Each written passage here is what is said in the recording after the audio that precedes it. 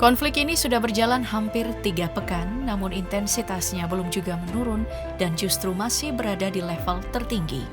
Bahkan, situasinya kini terlihat semakin mengkhawatirkan. Iran baru saja mengumumkan bahwa mereka mulai mengerahkan rudal yang selama ini disimpan rapat di gudang persenjataan mereka. Rudal tersebut adalah Sejil, sebuah rudal balistik yang diklaim mampu menjangkau Tel Aviv dalam waktu kurang dari 7 menit.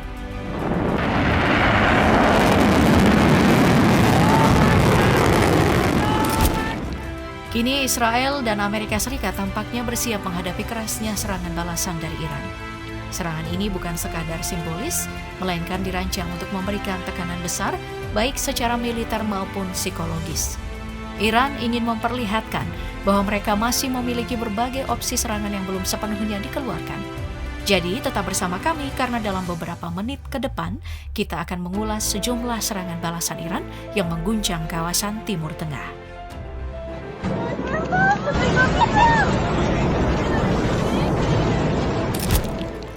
Sejak Februari, jumlah drone dan rudal yang diluncurkan Iran sebagai respon atas serangan Israel dan Amerika Serikat ke Teheran sudah semakin sulit dihitung secara pasti. Namun bagi Iran, gelombang serangan seperti ini tampaknya memang telah dipersiapkan sejak awal. Dengan kemampuan memproduksi rudal dan drone dalam jumlah yang besar, serta biaya yang relatif lebih rendah, Iran memiliki keunggulan untuk terus melancarkan serangan udara secara berulang dan berkelanjutan.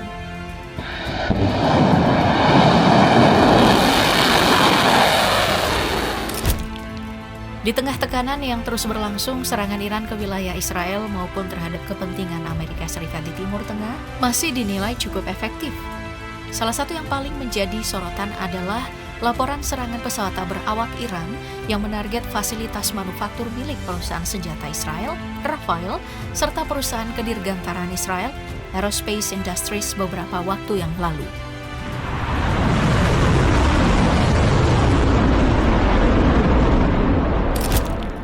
Sampai sekarang belum ada pernyataan resmi dari Israel yang mengonfirmasi kabar serangan tersebut. Namun jika konfirmasi itu terbukti akurat, konsekuensinya bisa sangat signifikan bagi Tel Aviv. Hal ini karena Rafael dikenal sebagai salah satu pilar utama dalam pengembangan sistem pertahanan udara Israel, mulai dari Iron Dome, rudal Spike, hingga teknologi cyber untuk kepentingan militer.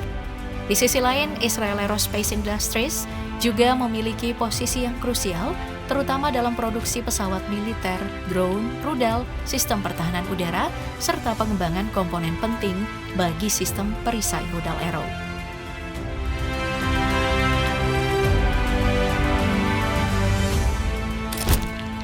Di waktu yang nyaris bersamaan, Korps Garda Revolusi Islam atau IRGC menyampaikan bahwa mereka telah melancarkan serangan udara yang menyasar fasilitas produksi senjata kedirgantaraan militer Israel, termasuk pusat dukungan bahan bakar udara milik negara tersebut. Nah, dalam pernyataan itu disebutkan bahwa serangan dilakukan dengan sejumlah rudal andalan Iran, seperti rudal hypersonic Fatah, serta rudal balistik jarak jauh Emad dan Qadir.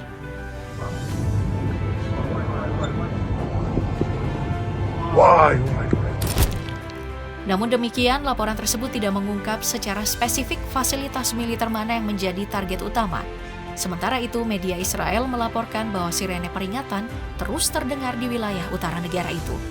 Bahkan, sistem peringatan dini juga aktif di Yerusalem setelah serangan dari Iran terdeteksi oleh pasukan pertahanan Israel.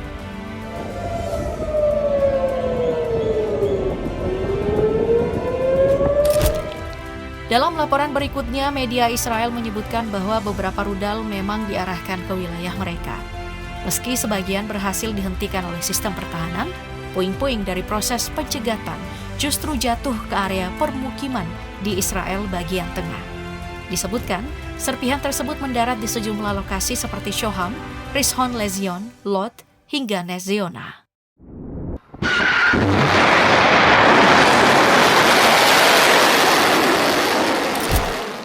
Tidak berhenti di situ, Iran juga dilaporkan meluncurkan rangkaian serangan rudal ke wilayah Israel sejak tengah malam hingga Senin siang. Dalam serangan tersebut, Beberapa hulu ledak tersebut berhasil menembus sistem pertahanan udara dan mengenai kawasan permukiman. Dampaknya terasa luas.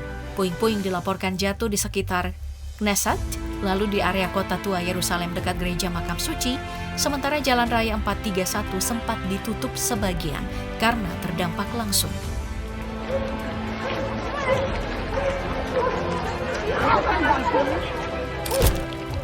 Beberapa hari sebelumnya, Israel juga kembali menghadapi gelombang serangan udara dari Iran yang berlangsung tanpa jeda. Salah satu serangan dilaporkan menghantam desa Zarazir di wilayah utara, tak jauh dari Nazaret. Dampaknya cukup berat.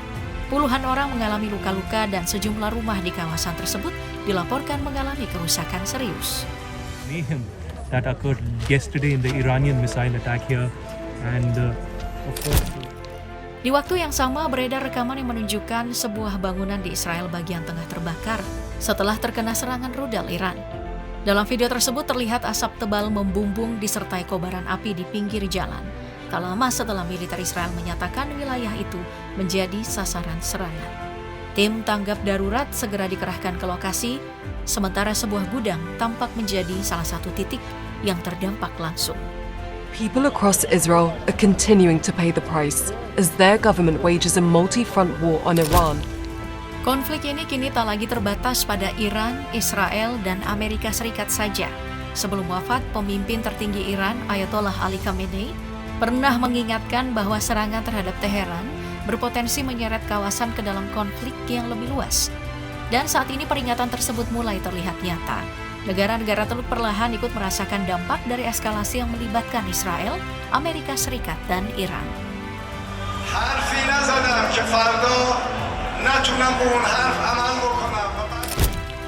Perkembangan terbaru justru datang dari Uni Emirat Arab.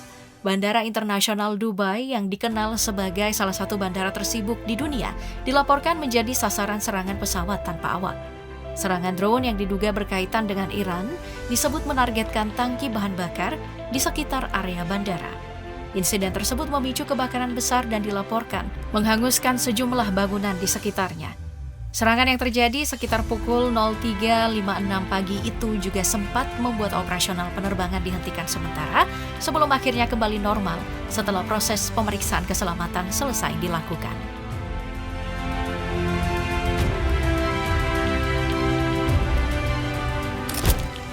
Masih di hari yang sama, kawasan industri minyak dan pelabuhan Fujairah yang menjadi salah satu pusat energi penting di luar Selat Hormuz juga dilaporkan diserang.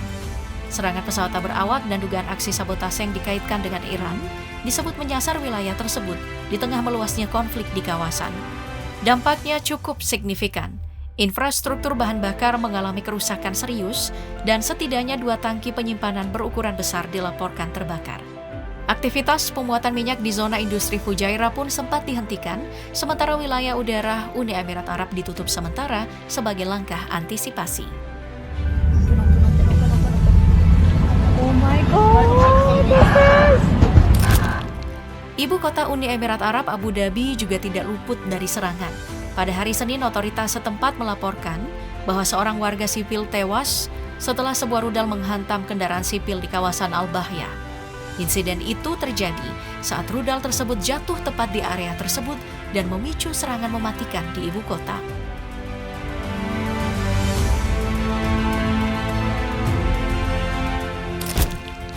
Dampak konflik ini juga meluas hingga ke Irak. Sebuah hotel terkenal di kawasan zona hijau Baghdad Tengah yang selama ini dikenal memiliki pengamanan sangat ketat, dilaporkan terkena serangan drone. Insiden ini terjadi di tengah laporan bahwa sistem pertahanan udara Irak berhasil mencegat serangan di sekitar Kedutaan Besar Amerika Serikat. Serangan pada hari Senin malam tersebut menghantam bagian atas Hotel Al-Rashid dan menyebabkan kerusakan, meskipun hingga kini belum ada laporan mengenai korban jiwa.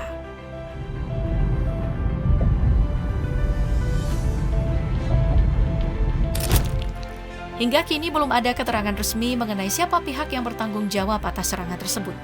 Meski begitu, kecurigaan banyak pihak mengarah pada Iran atau kelompok proksinya.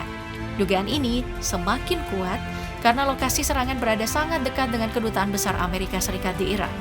Namun demikian, sampai saat ini, Iran sendiri belum memberikan konfirmasi bahwa mereka berada di balik insiden tersebut.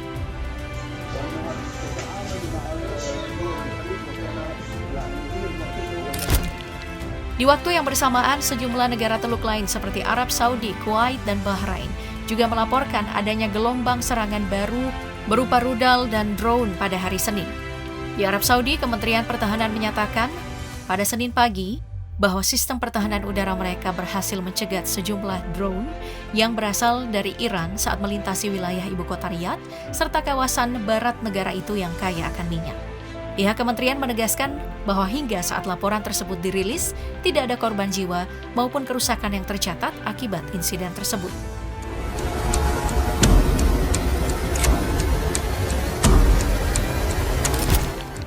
Situasi ini kemudian memunculkan pertanyaan besar.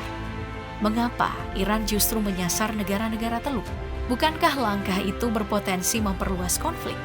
Dari sudut pandang Iran, keberadaan pangkalan militer Amerika Serikat di wilayah negara-negara Teluk membuat kawasan tersebut dianggap sebagai target yang sah.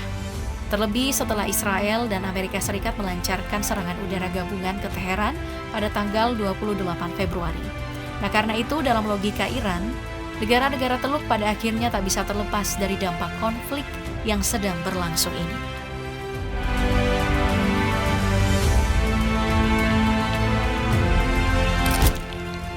Lalu, bagaimana sikap Amerika Serikat? Menariknya, pernyataan dari Washington justru berpotensi memicu ketidakpuasan di kalangan pemimpin negara Teluk.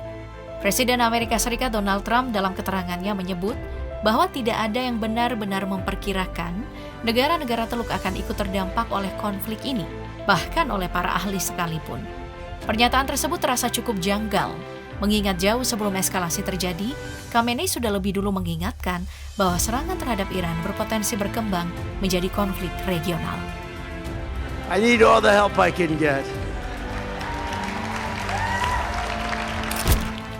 Tidak berhenti di situ, Trump juga menilai bahwa dampak yang dirasakan negara-negara Teluk bukanlah sesuatu yang besar. Ia bahkan menyatakan bahwa langkah yang diambilnya justru berhasil mencegah pecahnya Perang Dunia Ketiga.